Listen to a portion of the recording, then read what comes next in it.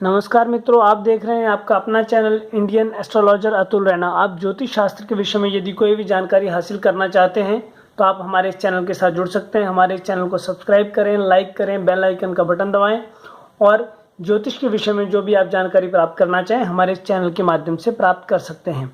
तो आपके सामने आज का हमारा जो विषय है, हमारा आज का विषय है जन्म कुंडली के स्थान और उनके कारक ग्रह। अर्थात जन्म कुंडली के स्थान, जन्म कुंडली में 12 स्थान होते हैं, अर्थात 12 भाव होते हैं। वह यहाँ पे आपके सामने संख्या लिखी गई है जन्म कुंडली में, वो आप देख सकते हैं। Number 1, number 2, number 3, number 4, number 5, 6, 7, 8, 9, 10, 11 और 12। इन संख्याओं से आप 12 के 12 भावों का विचार कर सकते हैं। 12 भावों में सर्वप्रथम स्थान हमारा, जहाँ पर यह लगन लिखा हुआ है, यह लगन स्थान होता है। लगति इति लगनम, अर्थात किसी व्यक्ति के जन्म समय पर आकाश में जो ग्रह स्थिति बताने वाले नक्शे को जन्म कुंडली कहते हैं। अर्थात उसका आधार बिंदु पूर्व क्षितिज, अर्थात यह पूर्व क्षितिज, यह लगन होता है। इस लगन के माध्यम से एक व्यक्ति की जन्म कुंडली के बारे में पूर्णतः विचार किया जाता है। तो लगन कुंडली का विचार करने के साथ साथ उस कुंडली में कौन कौन से ग्रह कारक ग्रह हैं, यदि वह जो स्थान यहाँ पर निर्धारित हैं, यदि उन स्थानों पर वह ग्रह यदि स्थित होते हैं तो उन्हें उसके कारक ग्रह कहा जाता है। तो यहाँ आप देख रहे हैं जन्म कुंडली के स्थान और उनके कारक ग्रह।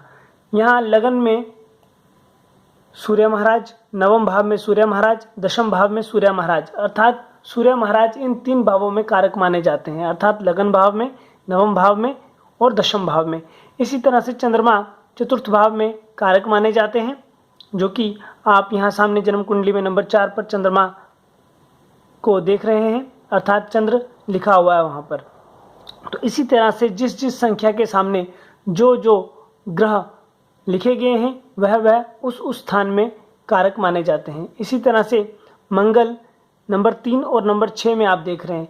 तो जन्म कुंडली में मंगल ग्रह यदि तीसरे और छठे भाव में विराजमान होते हैं तो वह इस भाव में कारक माने जाते हैं। इसी तरह बुध चतुर्थ भाव और दशम भाव में कारक माने जाते हैं, और गुरु महाराज द्वितीय भाव, पंचम भाव, नवम भाव, दशम भाव और एकादश भाव में कारक माने जाते हैं। इसी तरह शुक्र महाराज सप्तम भाव में कारक माने जाते हैं, और भगवान शनिदेव छठे भाव में, 8वें भाव में, 10वें भाव में और 12वें भाव में कारक माने जाते हैं। यह सब ग्रह जब भी अपने कारक स्थानों में स्थित होंगे तो शुभ फल देने वाले होते हैं, परंतु गुरु यदि पंचम भाव में स्थित होते हैं तो वह अशुभ फलदायक होते हैं। इसी तरह शनि महाराज यदि द्वादश भाव में स्थित होते हैं तो वह अशुभ फलदायक होते हैं। यह था हमारा आज का विषय, जन्म कुंडली के स्थान और उनके कारक ग्रह। इसी तरह हम आपको आने वाले समय में ज्योतिष शास्त्र के अन्य विषयों की जानकारी देते रहेंगे।